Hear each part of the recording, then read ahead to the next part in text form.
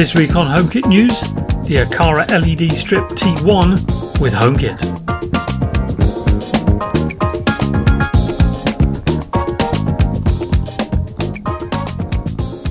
Welcome back everybody.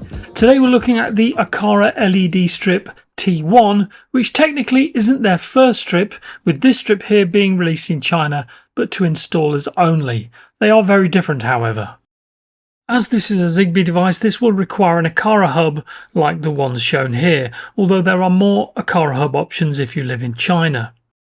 The T1 has some exciting features that take it a bit further than most standard strips, so it has multiple colours as well as tunable white, and it also has gradient lighting effects as the strip can produce multiple colours along the basic 2 meter length.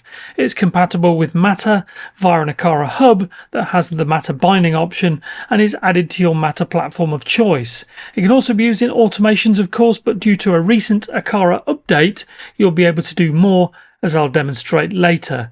It also supports Apple's adaptive lighting, which is only offered by a few of the strips, and finally it also has a music sync mode if you want to recreate Saturday Night Fever in your living room.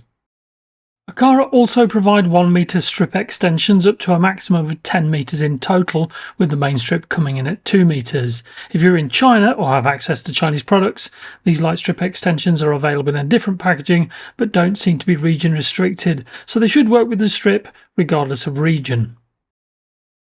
Let's now have a look what's in the box, and the first part is the strip itself at 2 meters or 6.5 feet long. You get the standard power supply that works in all regions, and depending on your location you'll get 2 adapters. So for me I have the US and Australian adapters, but if you're in Europe you'll get an EU and UK adapter. You also get a controller with 3 buttons. Now this controller goes between the strip and the power supply to connect the 2 parts, and to cap it off, a manual in multiple languages. Most people can figure out how to put something like this together, but I'll show you anyway. The controller and the main strip have 5-pin connectors that can only fit one way, so it's foolproof just connecting one to the other. With that done, you then connect the coaxial cable on the power supply to the other end of the controller like so. The power supply comes with these detachable plugs which simply click into place with a slight turn. If you need to remove it, just press the button and turn anti-clockwise. When it comes to adding extensions to the strip, this is also easy with the 5 pins and holes matching up, although they're delicate, so do be careful. To keep them together, each extension comes with a plastic cover that holds the 2 strips in position like so. Quickly to the controller now, and the power button turns the strip on and off as expected, but pressing and holding for 5 seconds will factory reset the strip.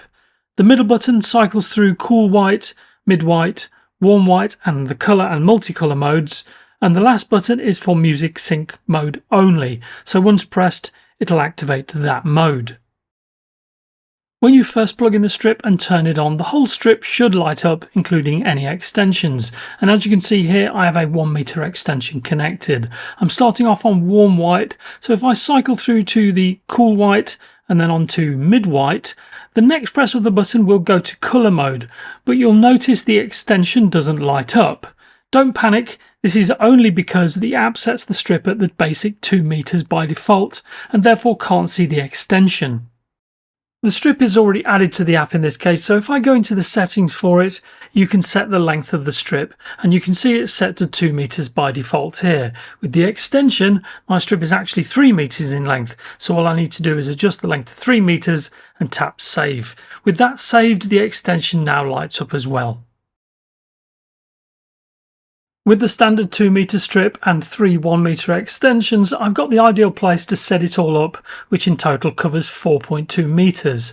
Luckily these cupboards have a gutter area that runs the length of the cabinet section, and so the strip can run uninterrupted basically. As you can see, the full 5 meters is a little long for this cabinet, so I just need to cut it at the mark as seen here, and then once again that'll be ready to go. I'll just power it on now that it's in place so you can see the effect. In this case I'm using a preset multicolour dynamic effect called Surprise Surprise Rainbow. This location works really well for accent lighting but not proper lighting, which isn't really what it's designed for anyway, so for me it works really well. Let's have a look at the strip in the Aqara Home app. So if we dive into the strip's settings, you can see we have on-off controls, a dimmer control, and a section for color control, which includes multicolor presets and music sync options. Above these presets, I can also access the tunable white option here, so adjusting the color temperature and the brightness is easy to control. Just to be clear, this is separate from Apple's own adaptive lighting function, but it uses the same white LEDs.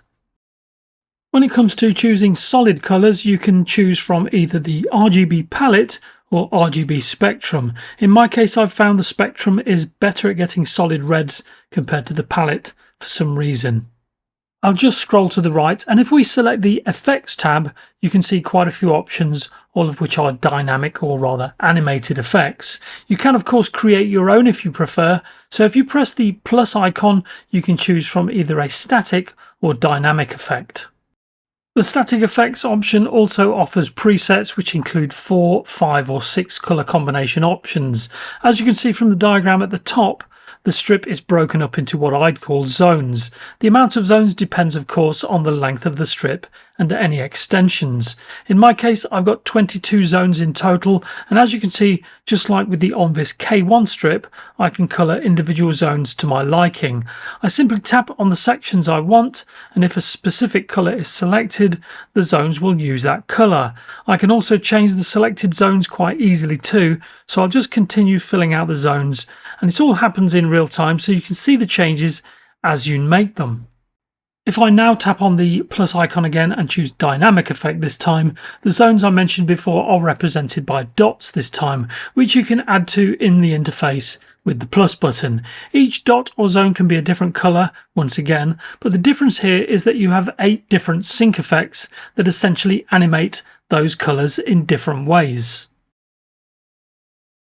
Before this strip, I was using the Onvis Chameleon K1, which I still consider to be one of the best multicolour strips out there, so I think a comparison to the T1 is in order. Now, the Onvis has twice as many zones as the Aqara strip, although the former only works with Apple HomeKit, not any other platform, whereas the Aqara can work with all platforms via Matter or via legacy integrations.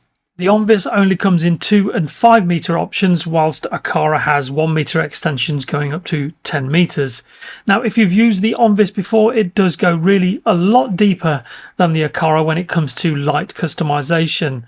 Aqara wins out partly due to its much larger ecosystem, better app to be fair, as well as offering adaptive lighting.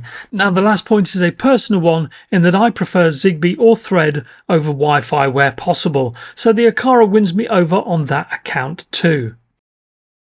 As already mentioned, the Aqara app got an update recently that allows Aqara scenes to be exposed to HomeKit as scenes too. Now, if I go into the settings for the T1, you can see one of the dynamic scenes is called Exciting. I already set up that preset in a scene, which I'll show you now. So in the scenes page, you can see at the top I've got Exciting FX as a scene. Let's go in and have a look at the details. The first option I selected is Set to Dynamic RGB Effect, and from there I've selected the Exciting preset. So if I go back a bit and tap on the 3 dots in the corner, I get a few options, one of which is Add to Home, which is the new option. Selecting that option brings up my hubs, including, oddly enough, my G4 doorbell, which isn't officially a hub. I'll select the M2 in this case, and it'll immediately push that scene to HomeKit. One thing to note is that regardless of where the device in question is located in your home, the scene will only show in the room where the hub you chose is located.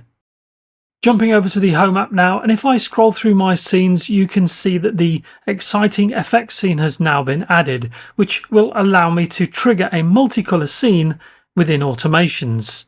If I just scroll down a bit to the strip itself and then go into the settings, you can see I still only have the ability to choose solid colours or adaptive lighting. Quickly jumping back into the Aqara app, and this scene export feature opens up a whole new world of automation ideas, and just by looking at the options for the strip alone, you can see there's a lot more you can do in the Aqara app that can now be used in HomeKit too. Lastly, to the pros and cons, and as I've said often in my videos, I'm ripping out Wi-Fi stuff wherever possible, and so with this light strip, doing what the Onvis does but without Wi-Fi. It was a simple switch.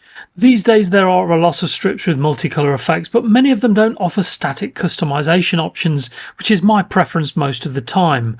I like that you can specify the length of the strip in the app, which is essential for making sure that animations work correctly, so that's a small plus point. The scenes feature you just saw isn't exclusive to the light strip, of course, but arguably it does make the T1 even more useful than it might otherwise be. Now, if you don't fancy a mini nightclub effect, you can still use this as normal lighting to an extent, along with adaptive lighting for the best use. Now, the only negative is that each zone covers 6 LEDs compared to Onvis 3 LEDs per zone, resulting in broader colours across the strip, which is odd as the company's upcoming ceiling light, that also has a built-in multicolour LED strip, actually has 26 zones. So that's our take on the Aqara T1 light strip, and all in all this is yet another winning product from Aqara that could have been mediocre were it not for the expanded capabilities of the Aqara app. Let me know what you think of the T1 and where you might place it if you did buy one. Indeed, do let me know how you'd make use of the scene export feature in the Aqara app. Until next time, stay safe, and as Mitch Hedberg once said, rice is great if you're really hungry and want to eat 2,000 of something.